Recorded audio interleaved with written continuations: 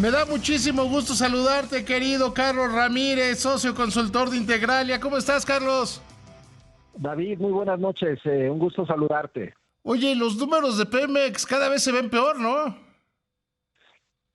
Mira, David, la realidad es que por más que uno quiere encontrar pues alguna señal positiva de este reporte financiero al primer trimestre del 2025, la realidad es que las noticias siguen siendo muy malas en general para la empresa petrolera del país. La producción sigue cayendo y además lo hace de manera acelerada, arriba del 10% de caída respecto al mismo periodo del año anterior. Hay un pago a proveedores. Recuerdas que este tema pues había crecido en relevancia política pública, pues porque la deuda había llegado a 500,000 millones de pesos. Se pagaron 100,000 millones, David, es decir, se bajó de 500 a 400,000 millones, pero la deuda sigue siendo de 20,000 millones de dólares.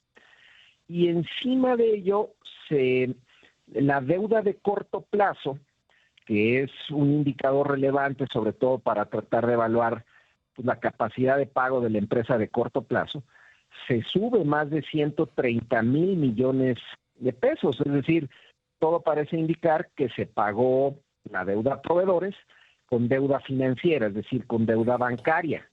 Y esto pues no es una buena señal. Ya eso Es menos mala que deberle a proveedores, digamos. Pues sí, obviamente pagarle a los proveedores pues es efectivamente algo positivo. Lo que pasa es que el problema es que utilizas líneas de crédito bancario que son en términos generales onerosas para la empresa, ¿no? Sí, no, es mucho más caro, pero es mucho más sano. Sí, sin duda, tienes razón. Digamos, destaquemos eso como algo positivo a pesar de que la deuda permanece en 20,000 millones. Y luego ya metiéndose uno a los datos, uno observa que la empresa petrolera pagó una cantidad de impuestos muy inferior a la de años previos, es decir, se le ha estado reduciendo la carga fiscal y aún a pesar de ello no levanta la empresa. Y así nos vamos, David, por donde uno le mire los vencimientos que tiene la empresa de aquí al 31 de diciembre del 2025 son superiores a los 20,000 millones de dólares, es decir, va a tener que sacar dinero de algún lado para ya sea pagar deuda o para darle, digamos, extender los plazos, pero ciertamente pues también a un costo incierto. En fin, entonces problemas operativos, problemas financieros y no se ve por dónde, David. A ver, el cambiar el régimen de ser una empresa estatal a ser Sí. un ente de gobierno, ¿no facilita el manejo de la deuda? Pues Porque la entra verdad, como, se la meten como deuda pública, digamos, ¿no? mira, se ha especulado mucho sobre, vamos a llamar, hacer la deuda de Pemex, hacer la deuda soberana, ¿no? Hacer la deuda gubernamental ya en general. Pero la realidad es que esto, para empezar, no es tan sencillo. Es decir, tú no puedes agarrar la deuda de Pemex y transferírsela al gobierno federal y evidentemente pues hay que salir a comprar deuda y luego a vender deuda, en fin, hay que hacer una operación nada trivial. No se ha atrevido el gobierno federal, la Hacienda no ha dado el visto bueno, y no necesariamente el cambio de régimen de empresa productiva, ahora empresa del Estado, va a solucionar ese problema. Además, trasladarle la deuda a Hacienda, pues es lo que hemos visto en cierta forma, David, de manera indirecta. Lo que ha pasado es que Hacienda le ha tenido que estar inyectando recursos a la empresa, de manera, el sexenio pasado le tuvo que inyectar 1.5 billones de pesos para sacarla a flote. Entonces, de cierta forma, pues está ahí Hacienda atrás. Ahora, tienes razón, la deuda de Pemex es más costosa que la deuda de Hacienda, pero también eso tiene una razón de ser. No se ha querido contaminar la deuda del soberano, pues ahora sí que adquiriendo la deuda de Pemex, y eso no necesariamente va a resolver su problema de fondo, David. Y el problema de fondo es que el modelo de negocios de Pemex, en el que todavía depende en gran medida de la refinación, que sigue perdiendo dinero cada trimestre, es lo mismo. El sexenio pasado perdió más de $1 billón, pues si no se resuelve el problema de refinación y si no se resuelve el problema de la caída de la producción, tú le puedes quitar la deuda entera a Pemex y no se va a solucionar el problema de fondo.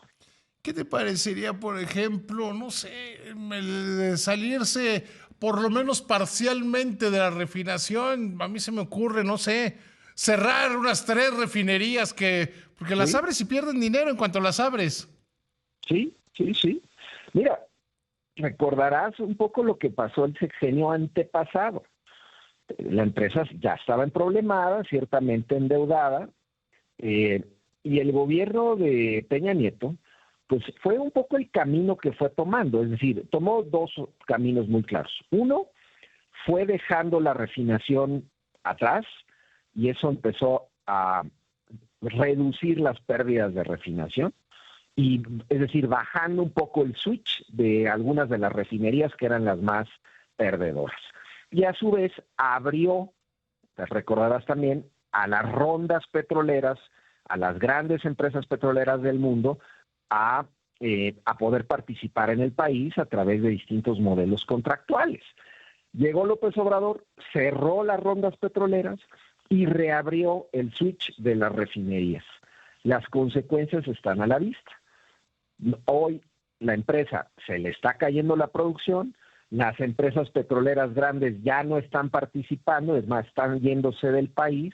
Los nuevos esquemas contractuales que en teoría van a ofrecerle al sector privado parecen muy poco atractivos para las empresas grandes del mundo petrolero, y por tanto no parece haber una salida clara más que obviamente tomar medidas drásticas y dejar atrás, David, pues, la ideología, que es lo que ha estado imperando en estos últimos años.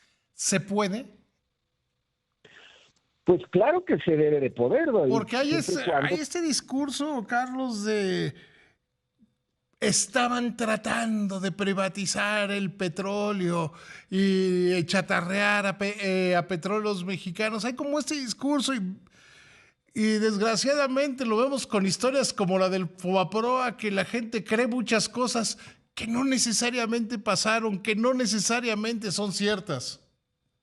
Sí, en efecto la agenda pública está muy contaminada de ideología, de falsas historias respecto al pasado y respecto a lo que debería de ser el futuro. Entonces, de que se puede, pues se puede, ¿no? O sea, sí habría, pero habría obviamente que tener voluntad política para poder tomar decisiones muy incómodas y ciertamente impopulares dentro de la empresa para poder darle la vuelta.